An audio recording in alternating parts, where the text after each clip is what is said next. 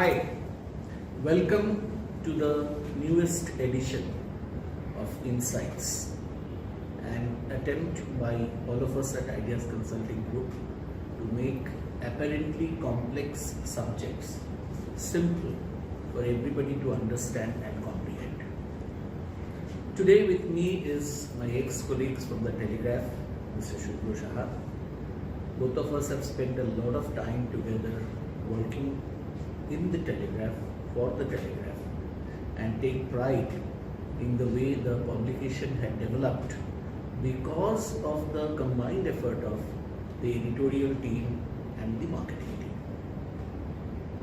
Shubhro has worked with Business Standard apart from the Telegraph, and today he is offering his services as a content creator. In today's world of media proliferation, where there is more than one can remember to opt for, I think content which creates stickiness is important for any brand and for any marketing efforts. Our discussion today would center around how content is an integral part to build brands. Shubhro, thank you for joining us. It's been a long journey and we are reconnecting after many years. Tell me, what has been your experience with content after you moved out of the Telegraph? Yes, so once I ended my stint with print media, that was way back in 2012. I have used content for various purposes. So I have used content in the domain of corporate communications, where content was basically the vehicle through which the DNA of the organization was actually communicated to its various groups of stakeholders, which included the media, which included the customers. I'll interrupt Shubhro here. He makes this very pertinent point about DNA. Like human DNA, it is not something which is expressed outside. It has to be communicated in a manner that people understand the people behind the brand. And that is what becomes very important, the differentiator for a brand from a consumer's perspective. Shubhro. Absolutely. You have hit the nail on the head. That's exactly the point of creating valuable and pertinent content. It works. It cuts many ways. It's a multi-edged weapon. And one was of course corporate communication for a few large companies. This was part of what I did after leaving media. But a large chunk of what I do now is creating content independently for various organizations and even individuals who want content for their personal branding. So here I must say that content is the glue which actually binds all your campaigns together. This is a very strategic form of marketing.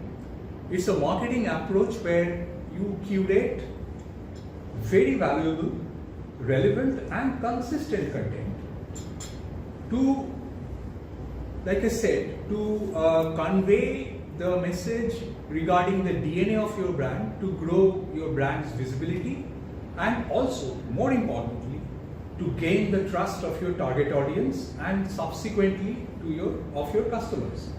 So here, we cannot really ignore the value of content marketing in whichever way we look at it. We look at content as a tool for branding. I think it's the most potent tool when it comes to branding. Probably its yields in terms of conversions is, I think, 6 times the yield of any other digital tools which we use to promote our brands. You mentioned about content being relevant, pertinent, something which appeals, works like a glue. I'll just extend that thought forward. Today our life is governed by one brand, whether we like it or not, and that is Google. Absolutely. And Google have these crawlers which looks Yes. for words, and therefore this entire halo about search engine optimization. Yes. And there are methods which are being practiced by different digital marketing professionals for improving the SEO. Yes. Personally, I think it is relevant content which has to play the pivotal role in SEO. Do you agree with me? I totally agree with you, Deepak. I think this is, I mean, it's a no-brainer. I mean, content is probably the most relevant tool which we use for search engine optimization, because most of the powerful and the search engines which really matter, like, you know, when you talk about Google, of course, you know, that's like, I call it Googleism. So it's really, that's what we do. Every time, you know, we need to find out something, it's at our fingertips. So what do? They basically use a lot of bots who are trawling the internet, trying to dredge out keywords and index pages which are relevant to your search, so that they can give users like us who do this Googleism the best search experience. Hence, if I create great content in the form of blogs or emailers or white papers, you know, and I have it on my website and I put it out there, then these bots which are trawling the internet will actually find a lot more pages and keywords to index, which automatically, you know, gives my brand a jump. So I come on the front page. So this is how I think search engine optimization is helped by good content. While search engine optimization is definitely one of the benefits of content marketing, I think what I feel is even more important is that in today's world of miscommunication or Yes. communication which suits my point of view, Right. and which may not be giving the complete picture, I think that is where, if brands are being assisted by somebody who has held up the highest values of journalism, and I can vouch for that because I was a part of the group, with a balanced representation of what is the complete picture for the consumer to make a decision, is going to play a very important role in not only functional areas like SEO, also in emotional areas like brand salience and brand reliance. Shubhra has worked a lot with real estate majors. We cannot name them because of reasons which we will not articulate. What has been your experience creating content for this real estate major, Shubhra? If you could just give us a flavor of that. Yes. What type of content have you created? What type of impact did the brand owner talk about based on the content, etc., etc.? Yes, absolutely. So real estate, as we all know, we always regard real estate as the safest mode of investment. We park our funds because we know that the funds will be safe. It's not really subject to the crashes, and the ups and downs of the stock market and other such instruments. So keeping that in mind, what most developers want is to convey the message of trust. So in real estate, I think the capital currency for a real estate developer is to build trust with your target audience, so that the target audience can loosen the purse strings to invest in your property. Here, what I have used is, I have used blogs extensively, and blog writing, I think, is... What type of content in those blogs? So in those blogs, what I try to understand the needs and aspirations of the target group to which this particular housing project, say, or this particular office project is being targeted at, and I try to answer their queries, to understand their interests and also their challenges, and try and give them solutions which are available in this particular property through my writing. So it is also educating my prospective clients so this really generates leads, because once your queries are resolved and you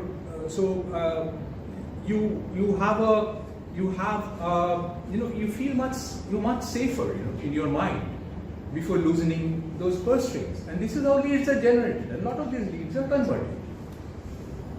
All right. You mentioned trust, where real estate definitely is one of the industry sectors which relies completely on trust.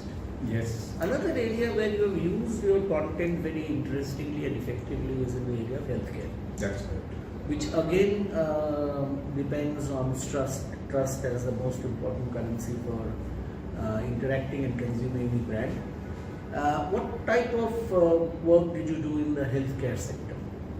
So in the healthcare sector, I think again, as you rightly pointed out, trust is basically the main currency. I mean, when I get my near and dear family member, admitted to a hospital, the same surgery or the same procedure might be available in 5 different hospitals, but I would choose a particular brand, maybe depending on my perception of that brand, and that perception again is developed through trust.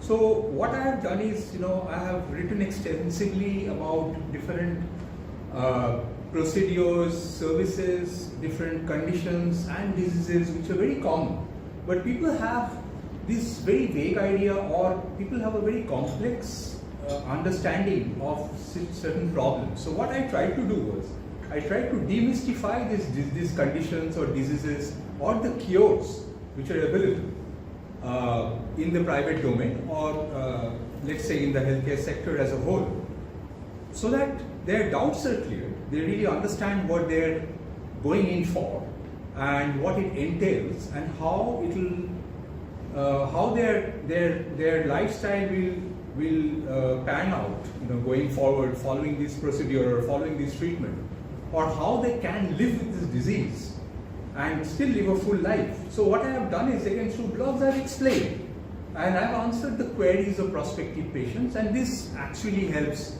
the healthcare sector. In fact, as I was listening to Shubhro, 2 things crossed my mind. First, this entire objective of Insights is all about making apparently complex concepts simple to understand. That is one purpose which appears to be fulfilled by creating content which is relevant for the target group and demystifying, and I like that word, what could be very difficult for consumers to comprehend and understand. Second, I think it is very important for brands, especially brands which are not decision is not made on the spur of the moment, where decision is made based on certain considerations. Decision could be about investment of a lifetime, decision could be about life and death, decision could be about academic options that a child could choose. These are decisions which have long-term impact on anybody's lives, and I strongly believe, and with the amount of marketing that we have done over this 35 years since I have been in this profession, I think today content gives us an edge as a brand if we can really pick up the sweet spots for the consumer and address those sweet spots, touch those sweet spots through content which is compelling, easy to understand, interesting, and most importantly, consistent over a period of time.